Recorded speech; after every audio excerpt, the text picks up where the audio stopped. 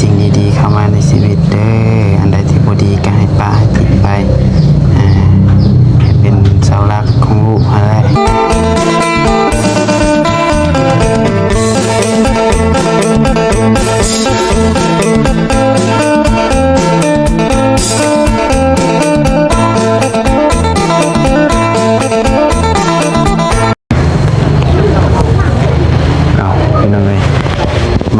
เนาะเปิดภาพมามือแรกของการอยู่เมืองรองแจ้งแข้งชัยสมบูรณ์คือว่าขัวน้ำผาใหญ่คือว่าบ้านน้ำผาใหญ่เนาะคือว่าตอนนี้ลำปะไซก็ได้เข้ามาทางเสาปิ่นอีกรอบนึงเนาะเพราะว่าไปผูกแขนทางน้องสาวนั่นนะลืมสาวพรเนาะแล้วก็มาพี่อีกหาทางสปินมันก่อนมาเยี่ยมยามเมืองเพิ่นก่อนเป็นยังไงพี่น้องเนาะโอ้ยเอาคนอื่นเบิดประกาศทักทายสบายดีเด้อพี่น้องเด้อสบายดีสวัสดีพ่อแม่พี่น้อง FC เบิดสุคนพี่น้องเนาะว่าอยู่ฝั่งลาวฝั่งไทยและก็อยู่ทางต่างประเทศกับพบพ่อกันกับซ่องสายโกกสายบุญอีกแล้วพี่น้องเนาะจากที่ว่าสัมภาษณ์ทางสปินเพิ่นไปว่านี่รอบนึงพี่น้องเนาะครั้งนึงอีต้นพี่น้องเนาะเพิ่นก็รอคอยถามผัวเพิ่นทุกมื้ออย่างเนาะไปจังได๋ก็เข้ามาหาทางเพิ่นกันก่อนพี่น้องเพิ่นเฮ็ดยังไงล่ะเนาะ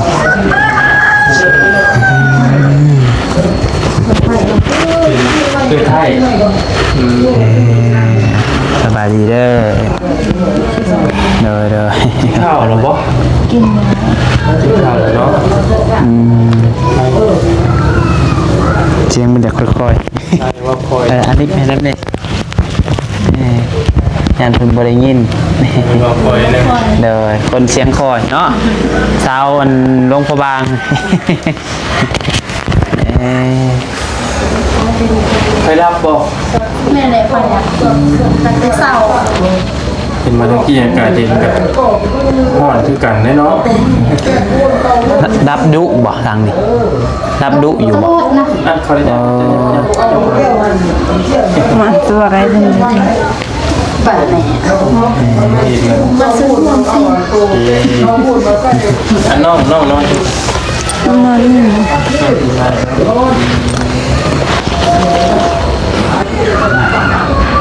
อากาศจะห้อนอยู่พี่น้องเนาะพอไปรับทุกเทื่อก็รับบนแม่นดับอันซึมวางแทนน้องทุกมื้อเลยบ่ช่วงนี้ก็จะเปลี่ยนทุกมื้อบ่หรือว่าสุหรือว่าเป็นน้ำทุกเต็มคนยังเปลี่ยนไฟเปลี่ยนไฟนะก็บ่ได้ดับทุกมื้อแบบเป็นบางมื้อ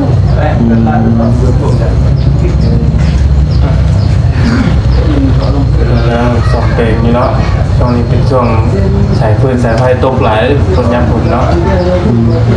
คนความตลอดคือนี่แหละเป็นน้องมันผู้อ้ายผู้ที่ว่าติดถามพันเนาะน้องสาวเราเป็นยังไงก็โอเคไปตามเรื่องของคุณเรียบง่ายเนาะแถว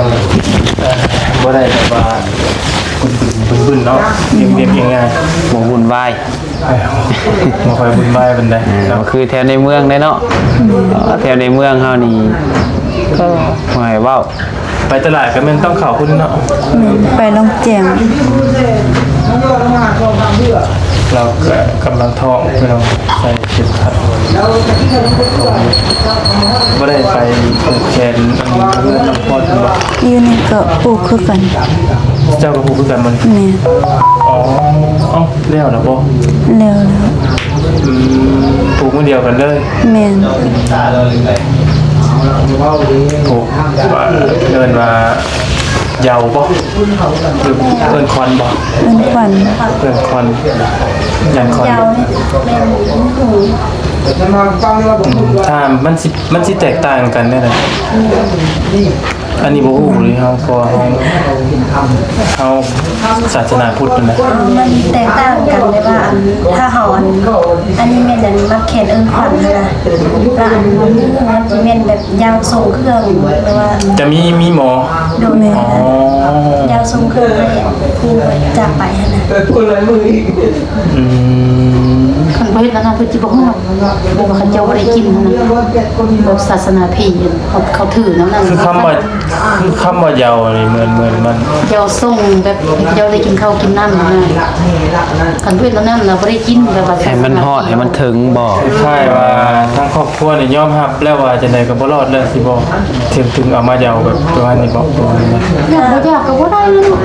แม่ปันสิว่ายอมหักกันยอมหักยากเพราะว่ายังบางทีบางหมอก็ว่ายังผ่านบางหมอก็ว่าบ่มีนั่นนะ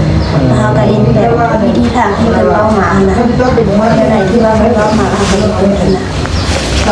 ถ้าเป็นบ้านเฮานี่แม่นเอาพระมาสวดเนาะคือศาสนาพุทธสิแม่นเอายาคูมาสวดพระขาวพระน้ำบ่สิ คล้ายๆกัน อันเดียวเป็นสไตล์เดียวกันเนาะแต่ว่านี้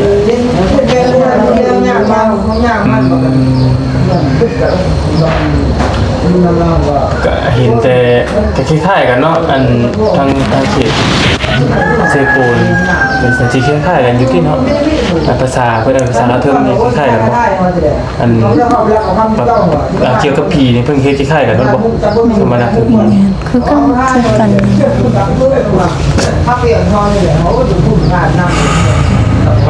เดี๋ยวนะอ๋ออยู่นี่ก็ผูกแขนด้วยกันเนาะ แม่ผูกแขนกับกัน แขนใช่คือบ่เคยมีปานใด อันพระเจ้าให้อันมือเดียว มีแต่ครอบครัว แม่เห็นแต่อันอยู่ในครอบครัว โดยปกติน้องก็จ้อยแบบที่บ่ได้ว่าสิมาโชว์นึง หมูบ่จ่อยอันนี้มันลูกเดียวเราเขาขึ้นลายแดง ก็อยากให้น้องเพิ่นดูแลเจ้าของนั่นเด้เนาะกินนมกินหยังนั่นเด้เพราะว่าเด็กน้อยผู้อยู่ท้องมาแล้วจะโตแข็งแรงพี่น้อง อยากให้คิดร้ายเนาะคันมันก็เป็นห่วงผู้อยู่ในท้องซั่นซะเป็นห่วงลูกห่วงตัวเองนั่นแหละ แ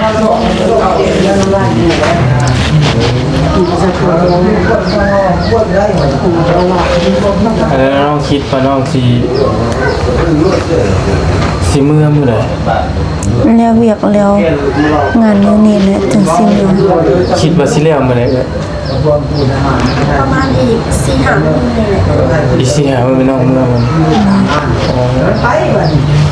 อยู่อีก4-5มื้อเขาเจ้าเฮ็ดเวียกอยู่นี่แล้วเฮาก็คลำ2-3มื้อแล้วถึงสิได้มื้อ แล้วสิมีการกลับมาอีกบ่ดูว่า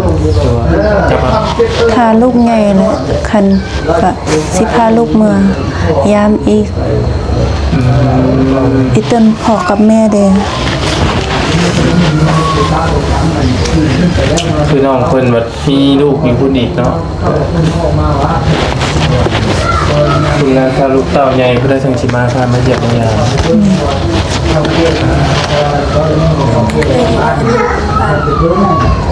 สภาพจิตใจแล้วนี่ก็ถือว่าย่ำแย่นะพี่น้องมันเสียมาเยาวมือเดียวกันบ่ครับ บ่ได้เฮ็ดมื้อเดียวเฮ็ดคนละมื้อ น้องนี่มืออะไรก็ อันมื้ออื่นมื้อหือก็สิเฮ็ดนะ มือนี่มันยาวแล้วเนาะแล้วจากยาวนี่แม่นน้องสิเมื่อบางก็บางบ่หรือว่าได้นะ แล้วเหยาแล้วอันเฮ็ดเวียกอยู่นี่แหละจึงสิเมื่อยหลวงพระบาง อันที่ว่ายาวแล้วนี่บ่ แม่ แล้วก็เป็นมือเนาะ โดนเฮ็ดเหยาเฮ็ดอันนั้นแล้วเฮาก็คลำอยู่2-3มื้อตื่มแล้วเฮา คา จึง ลัม สิ คือหยังคาลัม คลำอันหัวหน้าแดง แม่พ่อเขาเราหมายถึงว่าเขาได้อยู่ในเหือนแบบบ่ให้เด็กน้อยใส่อันนั้น อ๋อ แบบบ่ให้เดินทางไว้ไม่ใส่อันนั้น เพราะว่าต้องขอโทษเลยพี่น้องบ่ยาวบางเขาใส่คำศัพท์บ่คือกันเนาะบางอันเขาก็เลยแบบถามยากอีกแต่บ่เข้าใจคาลัมก็คือบ่ให้ออกไปใส่เนาะกักตัวอยู่เฮือน กักตัวอยู่บ้าน กักตัวอยู่บ้านบ่ให้ออกเดินทางประมาณจักมื้อ ประมาณ2-3 มื้อ วัน 2-3 มื้ออยู่อุ่นซ่านก่อนเนาะพี่น้องแล้วจักมื้อแล้วจะมา ก็ไอ้ฮอดเดือนแล้วประมาณนี้ สิมานี่เนาะ แม่น แล้วเรามาวันที่14ว่าเรา แม่นมาวันที่24 นี่3-4มื้อเนาะ มื้อวันที่20บ่ได้เดือนนึงบ่ได้ฮอดเดือนอื่นวันที่20 มันเดือนสิบนะลูก 20 เดือนก็ไหนก็เอาวันที่31เนาะ วันที่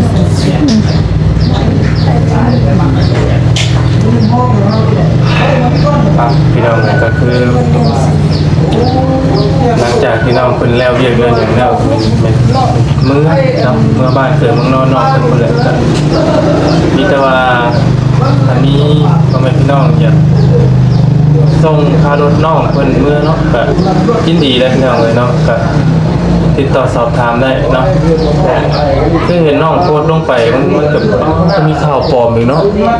มีข้าวปลอมอะไร มีข่าวปลอมแบบว่าก็ได้มาเห็น เสียโอกาสเนาะเสียโอกาสได้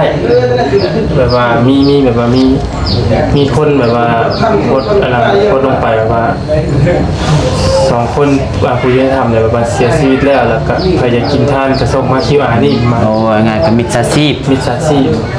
แบบเพิ่นเอาไปตัวคนแค่นี้สิฮะนะ ส่วนโอกาสเนาะ ช่วยโอกาสโดย โอกาส ช่วยพลิกวิกฤตให้เป็นโอกาส มีทุกรูปแบบนะเห็นน้องคนโพสต์ลงแบบเนาะ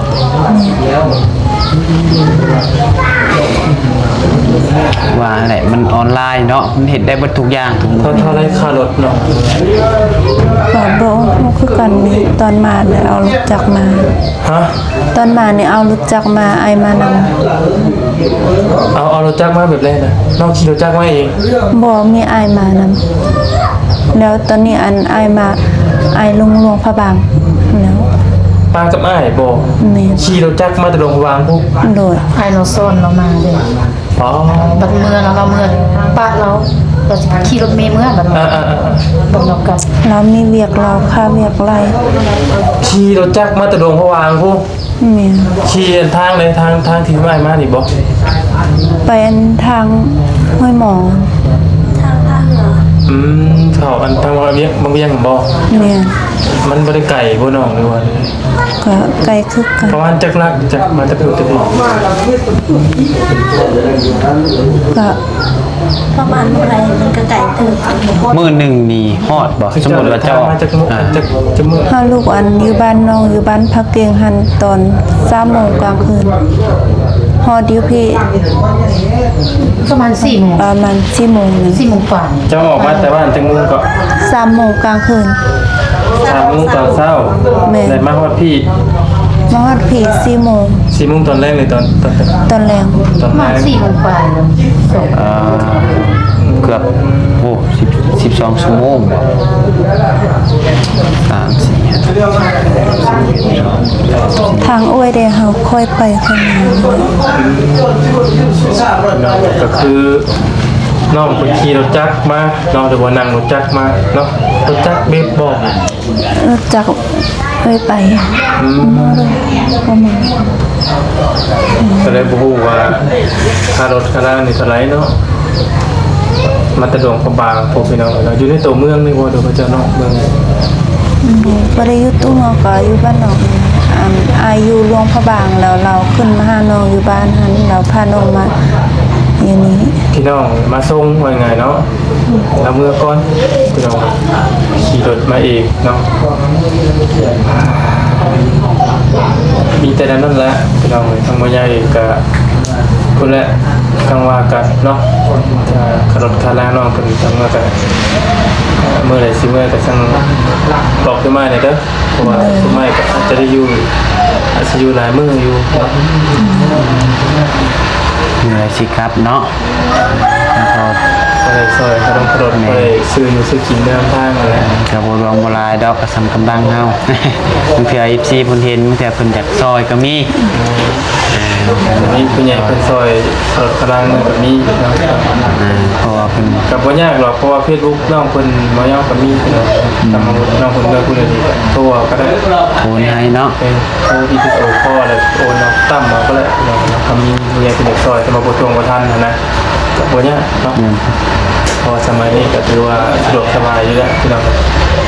ถ้ากันกินข้าวแล้วบ่นี่นะ กินแล้วตอนเช้ายังตอนสวยยังไม่ได้กิน กินข้าวกับยัง กินข้าวกับเส้นไก่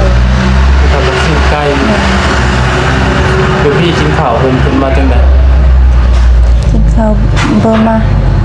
ปิดมากันบ่อันเดียวกันบ่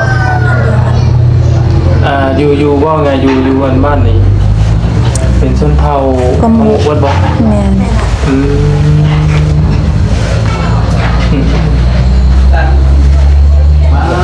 ตัวเมือง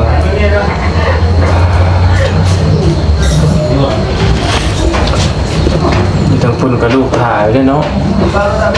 กำลังไม่ลูกเจ้าละวาทีแล้วก็จะ แม่นมันลูกน้อยแหละ กำลังจะเพลงเป็นลูกเต่าตอนนี้ยังเคลื่อนโตไปสบายตั้งหน่อยนะพี่น้องให้เสียอยู่หากินให้ อยู่น้ำพ่อแม่หากินก็หาครอบครัวนี่แหละ กระบะพี่น้อง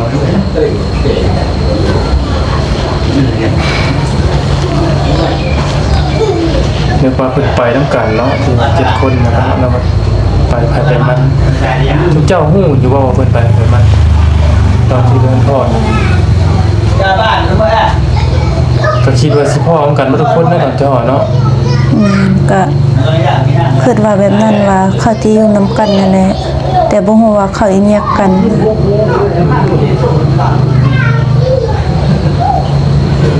ินนอนต้นใหญ่อยู่บ้านเจ้ากันพอมีอยู่บ่เพิ่นซ่านกับเขานำจับปลากับกุ้งกินอยู่ว่าเจ้า บางปีก็กุ้มบางปีก็บ่กุ้ม น่าจะปีได้หลายเนาะ มีแต่บางปี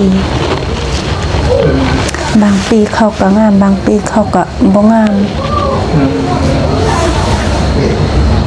ไปจักสอบบ างปีก็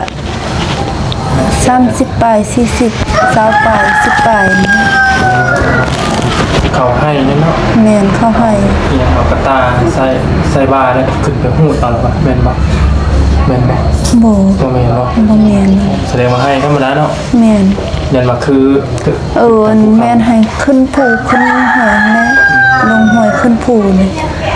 บ่มีนาญี่ปุ่นมีแต่เฮ็ดให้เฮ็ดสวน แสดงว่าใช้ภาษาเดียวกันบ่จังกับน้องเพิ่นก็อันเดียวกันเนาะกับน้องเพิ่น สาเดียว ภาษาเดียวกัน อยู่ในเพื่อนให้อยู่กันจักคนซะอยู่เพื่อนพ่อแม่ ดูอันผู้อยู่หันผมอันมี4คนแต่เขาเจ้าก็สร้างครอบครัวหมดแล้ว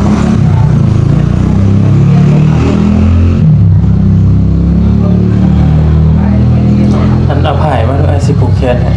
เพ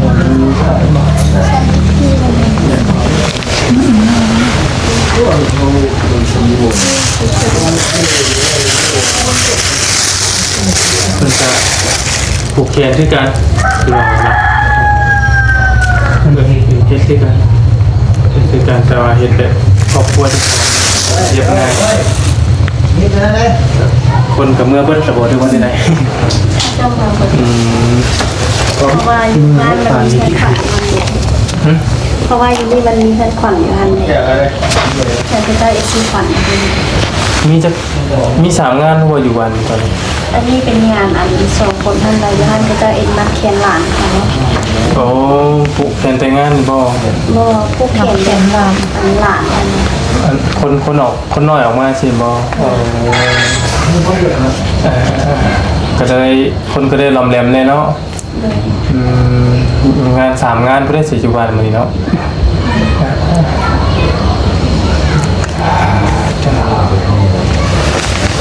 ก็แบบเงียบๆอยู่แล้วเนาะบ่มีผัวอยู่แล้วเนาะมันก็จังว้าเวอยู่แหละพี่น้องเนาะเคยจากกันดนอยู่ว่าเจ้าเคยจากกันอยู่ว่าเก่าแต่เพิ่นบ่ได้มาได้ขี้กันอาจสิจากกันเธอได้ซ้ำจักบ่ แม่น ไม่ว่าแยกกันอยู่ใช่ไหม เนี่ย ครับ กันอยู่เธอได้กันเนาะ แม่นนะ เรามาพี่ก็ได้3 เดือน3 เดือนปลาย ถูกผัวบ่ พอดี3 เดือนปลาย ทันผัวบ่ มาก่อนเราพอดีก็เลยไปเดือน ช่วงเราตั้งท้องอ่อนๆนะบ่ผัวมานะบ่ ผัวมาอยู่นี่แล้ว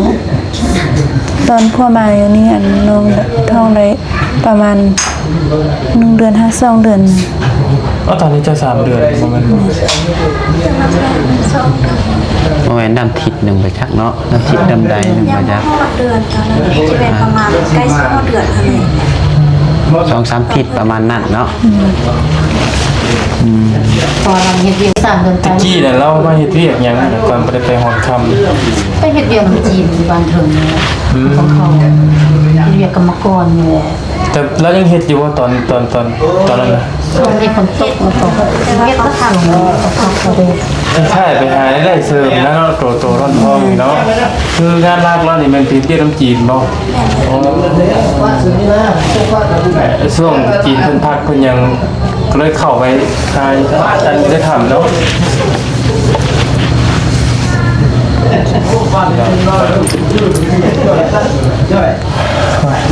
ผูกแซงน้องเพิ่นก่อนน้องเนาะทางน้องปินที่เราเหมือนกันมาถามมาเยี่ยมมายามน้องเพิ่นอีกรอบเติมก็อีก 2-3 มื้อก็เป็นเพิ่นสิมาเยาเนาะตามประเพณีฮีตของศาสนาพีที่เราเนาะตามประเพณีฮีตของทางเพิ่นนับถือกันแหละที่เราคือถ้าเป็นบ้านเมืองเฮาทางวัยาวนี่ก็เป็นเอายาคู่เนาะเอายาคู่เอาพระมาสวดพระเข่าพระน้ำให้ผู้ที่อยู่ในถ้ำที่เราไปว่าง่ายเนาะกับมันชี้คล้ายกันบ่กับบ้านบ่แก้วบ่กัน ก็เดียว เกี่ยวกับผีนี่เป็นบ่ เนอะ ยาวคือกันบ่ ก็เดียว หลังจากบ่ได้ยาวบ่ได้ยาวบ่พอบ่แก้วแล้วก็เป็นชนเผ่ากระตุทางลาวใต้ที่คือกันนะคือกันนั่นแหละบ่แก้วบ่ฮู้ว่าสิคล้ายๆเดียวกันบ่บ่แก้ว บูฮูเลยครับบูได้ยินว่าที่นี่คืออะไร แล้วก็บ่ค่อยจักมันได้ แล้วก็ห่างบ้านมาจนถึงเนาะ เพราะเรายังไม่ได้เห็นทางนี้ยังไม่ได้เห็นทางนี้เห็นแต่ทางบ้านเจ้าของ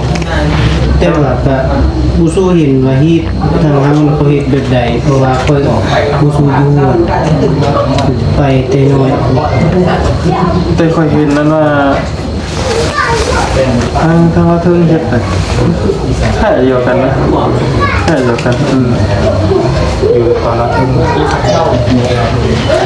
ที่แค่เดียวกันมันจะมีไม้ยังเพิ่นเฮ็ดถิ่นเปาะลงไปคือกันว่ามีไม้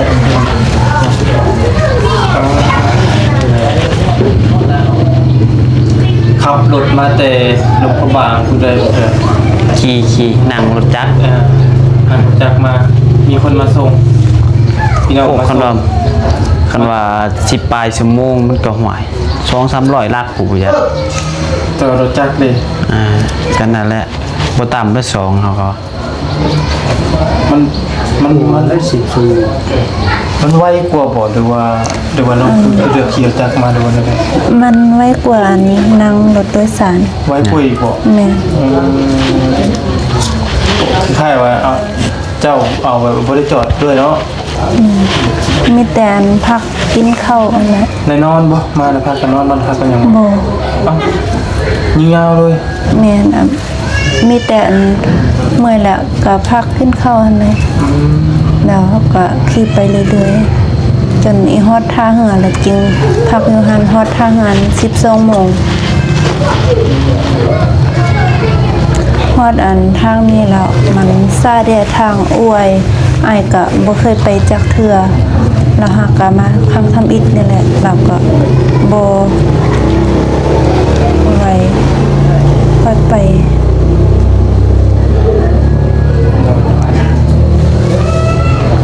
สิ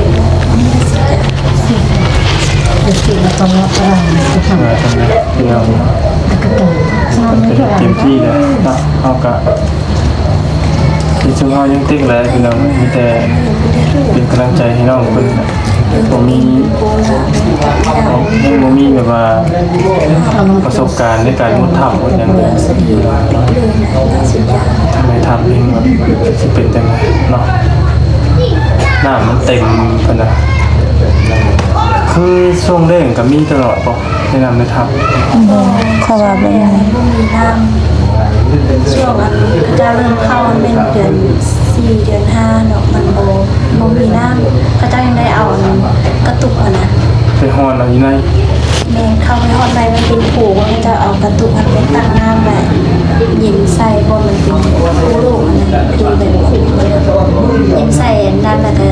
หอดอยู่เดียวนั่นมันบ่มี เอากระตุกน้ำไปคือสมมุติกระตุกน้ำแล้วก็หยิบลงคุ้มแล้วก็ฮอนแย่หั่นคือว่าไงหน้าแรงนี่บ่ได้มีพี่น้องบ่ได้มีน้ำเนาะ แม่นั่ง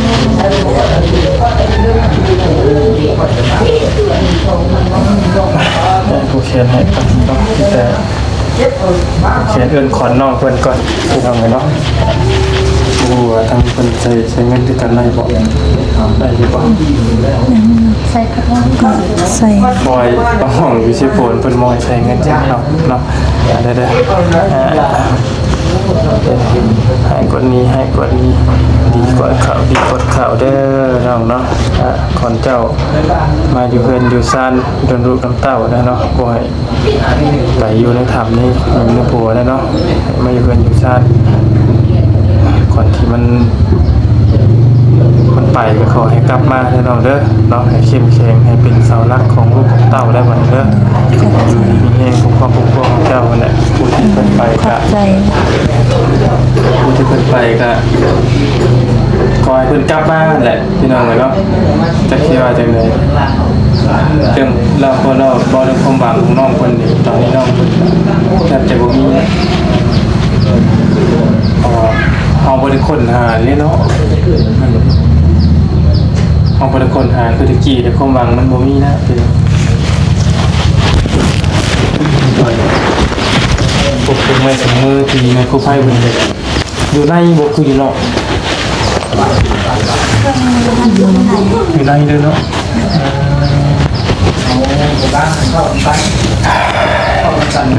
เดี๋ยวผูกแขนให้เป็นก่อน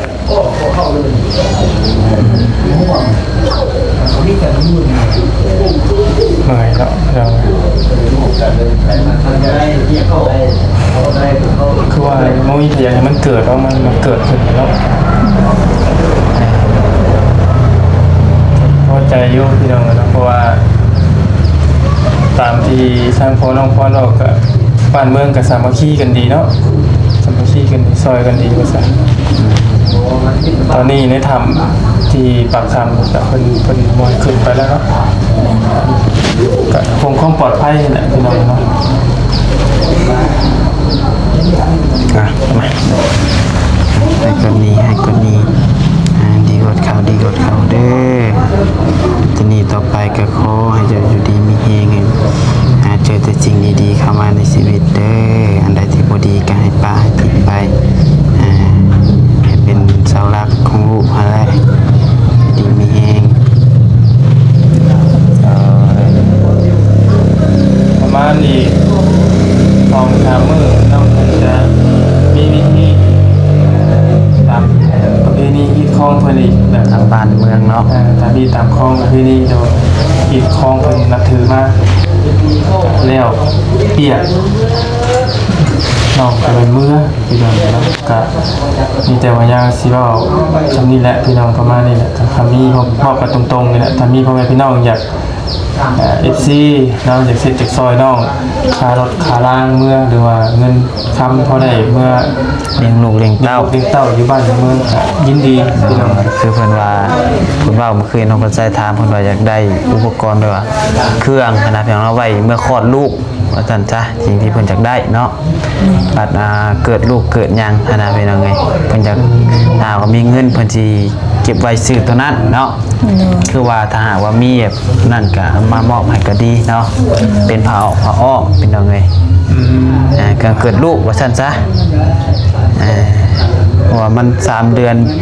เขาเดียวได้กันเกิดนี่กันเนาะ ไม่ได้หึงนะแป๊บเดียว อีกอย่างบัดนี้ผมมีคนหาเงินหาคำให้บัดนี้เนาะมันก็สิลำบากแน่ไม่ต้องไงโชว์เราเกิดลูกมันแห้งกระเต็กแล้วเนาะจักสีแนวใด หลักๆน้องเพิ่นตอนนี้ก็เป็นเรื่องลูกผู้ในท้องแล้วก็ผู้อยู่นั่นเนาะที่ว่าเจ้าจำเป็น ตอนนี้ก็เม่นอยู่ นอกจากนั้น ก็คือว่าเมื่อคืนเนี่ยแหละให้ไปอันเครื่องอุปกรณ์อันตอนคลอดลูกคุณ เครื่องอุปกรณ์กับมันคือหยังเนาะที่จะผ่านนะเพเครื่องนั่นแหละเนาะ แม่ ออกผ้าอ้อมเนาะ พอส่วนหยังก็เอาอันนั้นเขาก็บ่ได้ คือน้องเพิ่นบ่ได้ติซอยหยังก็เอาเนาะให้หยังก็ได้ยังบ่ได้ขอจะออกเพื่อนออกซ่านเนาะพ่อ ยัง อยู่น้ำพอน้ำเมย์เนาะประมาณนั้นแหละเป็นเอาไว้เนาะอย่างเช่นจากซอยน้องเพิ่นก็เดี๋ยวว่าอยากเห็นมีคลิปมีอย่างพอย่ามาบอกให้ก็น้องเพิ่น ถ้าเพิ่นยังบ่ มี ทัน เว กลั ลา บ เนาะตามที่น้องเพิ่นว่ามีเวลาอยู่นี่สิประมาณอาทิตย์หนึงเนาะเนาะอยู่แล้วอาทิตย์หนึงเป็นมื้อนั่น ประมาณอาทิตย์หนึงนี่แหละ ประมาณนี้อาทิตย์น้องเพิ่นจะกลับเมื่อกลับพี่น้องอย่างเช่นจากซอยน้องเพิ่นอะไรก็บ่ว่ากันพี่น้องเนาะค่ารถค่าล่างเมื่อหรือว่าค่าอยู่ค่ากินปัดเป็นเมื่อนั่นแหละอย่างเช่นจากซอยน้องเพิ่นติดต่อสอบถามได้หรือว่าอยากผ่านทางน้องตนเองก็ได้คือกันพี่น้องบ่มีปัญหาเนาะ ตะโกนให้เพิ่นโดยตรงเลยก็ได้เนาะ แต่โกนเพิ่นโดยตรงเลยก็ได้เนาะทาง Facebook เพิ่นก็ซื้อน้องปิ้นพี่น้องก็จะบ่ยักขึ้นให้ก็ได้เนาะติดต่อสอบถามน้องเพิ่นเองหรือว่ามาธนาคารแบบยังบ่แน่ใจก็โทรถามน้องเพิ่นด้วยตัวเองก็ได้พี่น้องเนาะถ้ามีแต่ประมาณนั้นแหละง่ายก็จะได้ขึ้นไปหาทางน้องพรกันเด้อจะสิวนเวียนอยู่แถว โอเคเด้อพี่น้องเด้อสำหรับคลิปนี้เนาะแต่ถ้าหากว่ามีผู้รักผู้ใหญ่ใจบุญใจดีท่านใดอยากสดจากซอยทางครอบครัวสาวปินเนาะก็ยินดีพี่น้องเอ้ยนี่เป็นสะพานบุญให้คือว่าจะติดต่อเพิ่นโดยตรงก็ได้คือว่าหั่นแหละพี่น้องเอ้ย